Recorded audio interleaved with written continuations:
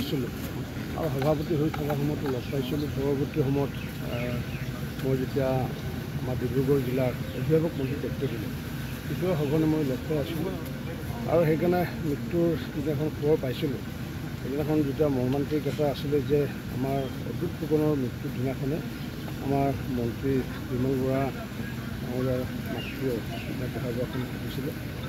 গতিকে মই যিটো অভিভাৱক মন্ত্ৰী নিশ্চিতৰ ওপৰত মোৰ দায়িত্ব এটা আছে, যাৰ কাৰণে আজি দুয়োটা পৰিয়ালৰ মই খবৰ লৈ পেলাই সমবেদনা জনালোঁ আৰু তেওঁলোকৰ যি আমাৰ মাজত ঘটনা হ'ল তেওঁলোকৰ আত্মাই যাতে বৈকুণ্ঠত স্থান পায় তাকে মই ভগৱানৰ প্ৰাৰ্থনা কৰিছোঁ। ছাৰ কংগ্ৰেছৰ পৰা এজনকৈ আহি আছে বিজেপিলৈ, কি ক'ব? আৰু এইটোতো আমাৰ ভাৰতীয় জনতা পাৰ্টীৰ অকল এটা পাৰ্টী নহয়, এইটো এটা মিছন। এতিয়া মই 92ত বুজি উঠিছিলোঁ বিজেপি কি, মই 92ত জইন কৰিছোঁ।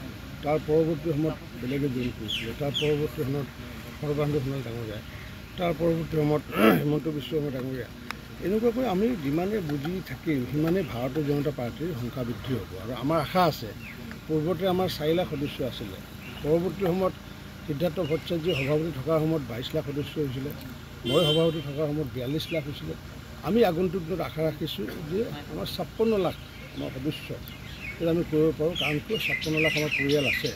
গতিকে যিহেতু ভাৰতীয় জনতা পাৰ্টীৰ এটা মিছন, গতিকে আমি সকলোকে আদৰণি জনাইছোঁ। সকলোৱে সমৰ্পিত মনোভাৱেৰে দেশৰ কাম কৰিব, কাৰো লগত চৰ্তৰ আধাৰত কাৰো লগত বিৰোধ কৰা নাই। গৌৰৱ গগৈ কৈছে যে অকলে হ'লেও যুঁজিম, তেওঁ কিবা লাভ হ'ব নেকি অকলে? বিজেপি আইডিঅলজিকেল কথা এইটো, আমাৰ যেনেকুৱা আইডিঅলজিকেল কথা আছে তেওঁতো নিশ্চয় আইডিঅলজিকেল কথা আছে। গতিকে তেওঁ ছাৰ্ভাইভেলৰ কাৰণে তেওঁলোকে কি কৰে তেওঁলোকৰ কথা এইটো। আমাৰ ছাৰ্ভাইভেল মানে হৈছে যে আমি কোনো ধৰণৰ আমি শাসনৰ কাৰণে আমি নিৰ্বাচনত অৱতীৰ্ণ হোৱা নাই, আমি ৰাইজক সেৱা কৰাৰ কাৰণে। কংগ্ৰেছে হৈছে কি শাসনৰ কাৰণে তেওঁলোক ক্ষমতা লাগে, আমাক লাগে সেৱা কৰাৰ কাৰণে। কিন্তু আমাৰ আইডিঅলজি সেইটো, তেওঁলোকৰ আইডিঅলজি হৈছে কি যে ক্ষমতাৰ কাৰণে মানে তেওঁলোকৰ শাসন। ছাৰ ভূপেন বৰাই আজি কিবা হেল্পলাইন এটা আজি তেখেতে ঘোষণা কৰিছে, কমিটি গঠন কৰিব।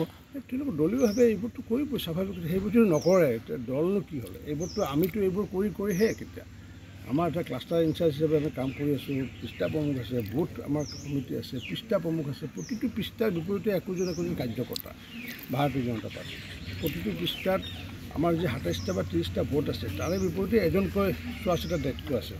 গতিকে ভাৰতীয় জনতা পাৰ্টীয়ে ৰাইজৰ হৃদয়ত আছে আৰু তেওঁলোকে পদোন্নতি আছে, তাহানিও পদোন্নতি আছিলে, পদোন্নতি চৰকাৰ নে পদোন্নতি কিবা আছিলে নহয়, তেওঁলোকে পদোন্নতি থাকিব, আমি হৃদয়ত গৈ থাকিম।